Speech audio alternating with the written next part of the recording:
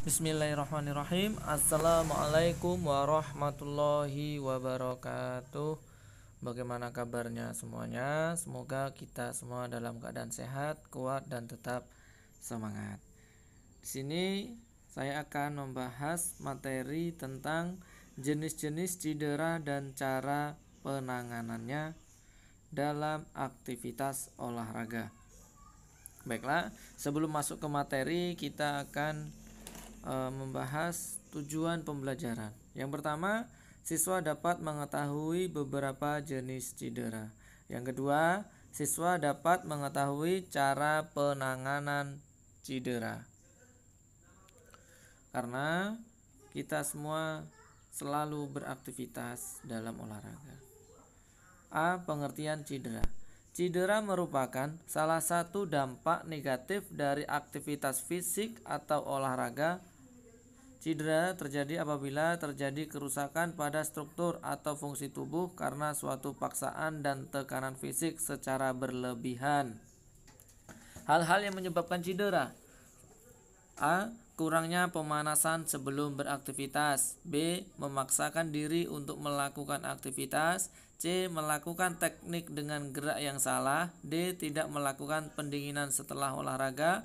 E. Bermain-main atau bercanda. Hal-hal yang mengurangi resiko cedera. Pertama, melakukan pemanasan. Kedua, melakukan gerakan dengan benar dan serius. Ketiga, menyesuaikan dengan kemampuan. Keempat, melakukan pendinginan. Kelima, tidak bercanda dan tetap fokus dan memperhatikan tata cara dengan baik dan benar. Jenis cedera dalam aktivitas fisik.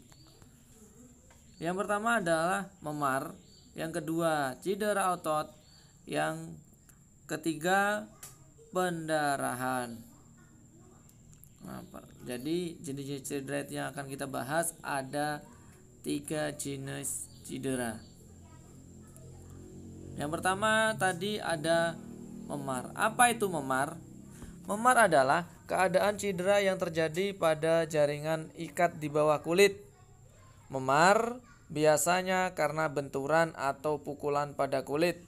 Memar menimbulkan daerah kebiru-biruan atau kehitaman pada kulit. Memar dapat terjadi pada daerah kepala, bahu, siku, tangan, dada, perut, dan kaki. Bagaimana cara menanganinya? 1. Kompres dengan es dan air panas bergantian. Pengompresan untuk menghentikan pendarahan kapiler. Yang kedua, istirahat untuk mencegah cedera lebih lanjut. Istirahat juga mempercepat pemulihan jaringan lunak yang rusak. Yang ketiga, hindari benturan di daerah cedera saat beraktivitas fisik. Jadi saat cedera ya lebih baik untuk beristirahat dan menghentikan aktivitas.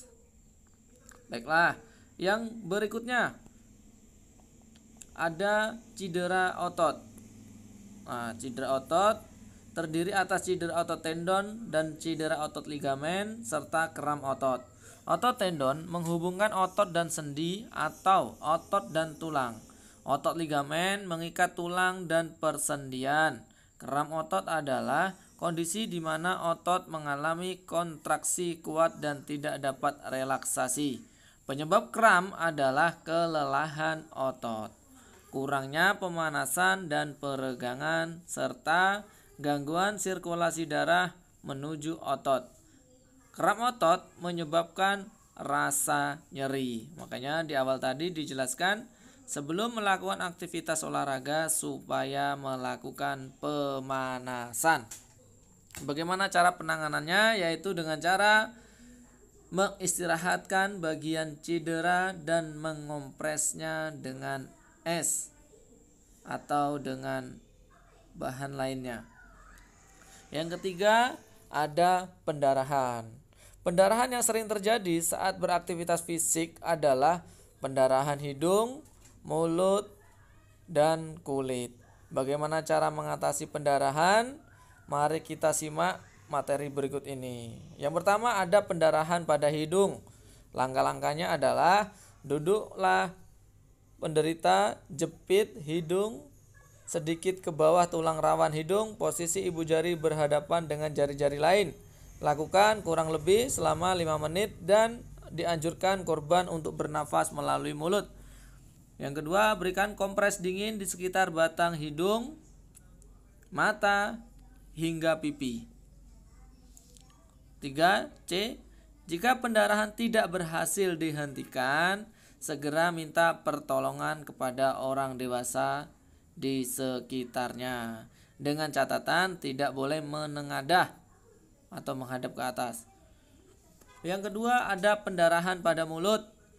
Tindakan menanggulangi pendarahan pada mulut adalah sebagai berikut. Yang pertama, apabila pendarahan dari gigi, ya langsung dikompres. Jika terjadi pada gigi atau ya dicabut dan ditangani oleh dokter. Berikut itu. Nah, itu tadi adalah penjelasan terkait jenis cedera dalam olahraga. Sekarang jenis cedera dalam kegiatan kita sehari-hari atau aktivitas di luar olahraga ataupun saat kita bermain atau hal-hal lainnya.